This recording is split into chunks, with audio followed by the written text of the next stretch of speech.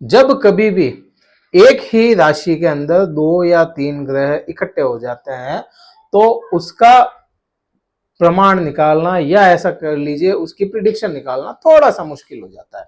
नमस्कार मित्रों, मैं भानु प्रकाश शर्मा एस्ट्रो भानु शर्मा चैनल में आपका हार्दिक अभिनंदन करता हूं। बात करेंगे मेष राशि और मेष राशि का जून महीने का राशिफल क्या रहेगा।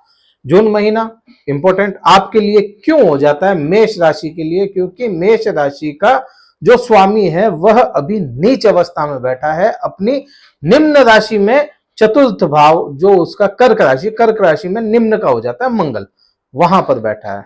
और प्रभाव कैसे आएंगे उसकी बात करेंगे, पूर्ण चर्चा होगी केवल मेष राशि की। चलते हैं सबसे पहले लग्न में, आपके पहले ग्रहों की परिस्थिति समझ लेते हैं। लग्न में या आपकी ही राशि में, आपकी राशि में राहु और गुरु एक साथ बैठे हैं। चंद्रमा यहां पे इसलिए लिखा गया क्योंकि मेष राशि की बात कर रहे हैं और चंद्रमा 2.5 दिन 2.25 दिन में अपने स्थान को परिवर्तित कर देता है।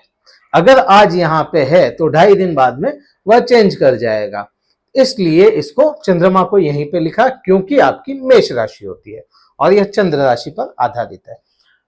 लग्न में आपके राहु और गुरु यहां पर बैठ के गुरु चांडाल दोष बन रहे हैं। द्वितीय भाव में सूर्य और बुध एक साथ बैठे हैं। बुध मार्गी हो चुके हैं, उदय हैं अभी, और 15 जून तक आपके यहीं पर सूर्य रहने वाले हैं। 24 जून को यहां से बुध परिवर्तित होके मिथुन में चले जाएंगे और 15 जून को सूर्य परिवर्तित होके आपके मिथुन में चले जाएंगे। बात करते हैं अगली, यहां पर कोई भी चेंज आने वाला नहीं है इस पूरे माह। चतुर्थ भाव में मंगल और शुक्र यहीं पर रहने वाले हैं। अब थोड़ा सा इस युति की बात कर लेते हैं। युति कैसी बनेगी? मंगल ऊर्जा का कारक और शुक्र ऐश्वर्य का कारक माना गया है। शुक्र ऊर्जा और ऐश्वर्य एक साथ मिले, हालांकि यहां पे नीच के हो जाते हैं मंगल, लेकिन केंद्र के भावों में है। केंद्र के भाव में बहुत अच्छा रिजल्ट देने वाले आपको यहां पे बनेंगे, क्योंकि यहां पे ऐश्वर्य का कारक सुख के भाव में आपके बैठ गया और यहीं से मंगल ऊर्जा, शुक्र स्त्री का सुख, यहां पर पति पत्नी या आपके प्रेमिका के साथ में संबंध अच्छे बनते हुए दिखाई देते हैं। वहीं पे अगली बात करते हैं, सप्तम भाव में आपके केतु विराजमान हो जाते हैं। केतु को मोह भंग करने वाला ग्रह माना गया, लेकिन क्योंकि गुरु की दृष्टि के अंदर यह आ जाते हैं तो केतु को बल मिल जाता है आपका अच्छा करने के लिए। और यहीं पर से केतु को देखा जाए तो केतु को मंगल का छाया ग्रह भी माना गया है, तो यहां पे इस वजह से आपको रिजल्ट बुरे नहीं देने वाला केतु। और शनि आपके लाभ भाव में, आपके धन अर्जन या आपकी कमाई वाले भाव में बैठे हैं। जो भी आप कर्म करेंगे उसका फल आपको यहां से शनिदेव देंगे। बात यहां पर यह हुई। अब प्रभाव क्या आने हैं?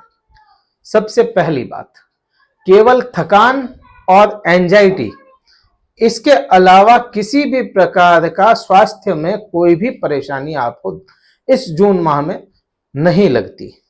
ऐसा नहीं लगता है कि किसी प्रकार की कोई बड़ी परेशानी मेष राशि वाले जातकों को हो इस माह जून महीने में, क्योंकि वहां पे गुरु अपने प्रभाव में आना शुरू हो चुके हैं और राहु है, तो यह एंजाइटी जरूर देगा आपको और बॉडी से भी थकान जरूर लाके देगा, सिरदर्दी भी बढ़ा सकता है। इसके अलावा कोई बड़ी परेशानी यहां पर जून माह में स्वास्थ्य को लेकर नहीं दिखती। 15 जून तक आपके सूर्य द्वितीय भाव में रहेंगे, क्योंकि द्वितीय भाव आपकी वाणी से रिलेट करता है, आपके कुटुंब से रिलेट करता है।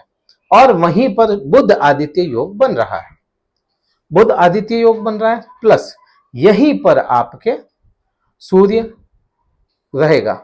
सूर्य को पिता का कारक या सूर्य को आत्मा का कारक माना गया है। यहां आपको वाणी में थोड़ा सा क्रूरता देखने को मिल सकती है, क्रूरता, या इसको एक तरह से ऐसा भी कह सकते हैं वाणी में थोड़ा घमंड आ सकता है आपके। लेकिन परिवार का साथ पूरा मिले, कुटुंब का पूरा साथ आपको मिलने के योग बन जाते हैं। वही तृतीय भाव की बात करते हैं 15 जून के बाद। 15 जून के बाद में जैसे ही सूर्य परिवर्तित करते हैं तो यहां पर आपके मिथुन राशि में सूर्य आ जाते हैं और आपके सोशल मीडिया को लेके या आपके जिसको अपन ऑनलाइन काम कह सकते हैं, अगर आप ऑनलाइन काम करते हैं या पराक्रम को, इनमें इजाफा करेगा सूर्य। क्यों? इसलिए करेगा क्योंकि सूर्य का मित्र संबंध है बुध के साथ, लेकिन मंगल का बुध के साथ में मित्रवत संबंध नहीं है। इसलिए यहां पे आपको सोशल मीडिया या ऑनलाइन प्लेटफॉर्म पे अच्छा बेनिफिट मिलने के योग बन जाते हैं, लेकिन 15 जून के बाद में। अगली चर्चा करते हैं, सुख भाव में मंगल है। सुख भाव में मंगल नीच के जरूर हैं कर्क राशि में, लेकिन केंद्र के भाव में बैठ गए। केंद्र के भाव होते हैं ये जो बीच के भाव हैं, यह केंद्र के हैं। ये त्रिकोण के भाव हो गए, इसको भी केंद्र का और त्रिकोण का भी कहा जाएगा, बाकी यह त्रिक भाव है। अभी यहां पे केंद्र के भाव में बैठे क्योंकि यह खुद इसके मालिक होते हैं और शुक्र के साथ बैठे। शुक्र को भौतिक सुखों की पूर्ति करने वाला ग्रह माना गया और वही वहां पे काम करेगा, भौतिक सुखों में वृद्धि करवाने का काम करेगा। किसी प्रकार के मकान, प्रॉपर्टी, खेत खलिहान या गाड़ी लेने के चांसेस बहुत ज्यादा हद तक बन रहे हैं और ऐसा भी है कि यह जो प्लान बनता है वह इम्प्लांट भी हो जाए। वहीं पे माता के स्वास्थ्य को लेकर के थोड़ी परेशानियां देखने को मिल सकती है क्योंकि मंगल नीच का है। स्त्री के सुख को बढ़ाएगा लेकिन माता के स्वास्थ्य को थोड़ा कमजोर करने के संभावनाएं बन जाती है।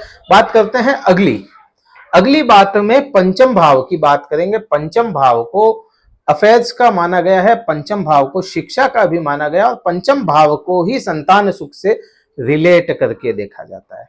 अगर वीडियो आपको कहीं अच्छा लगता है, लाइक, शेयर और सब्सक्राइब जरूर कर लीजिएगा। और हमसे अगर कुंडली विश्लेषण करवाना चाहते हैं, डिस्क्रिप्शन में आपको नंबर मिल जाएंगे।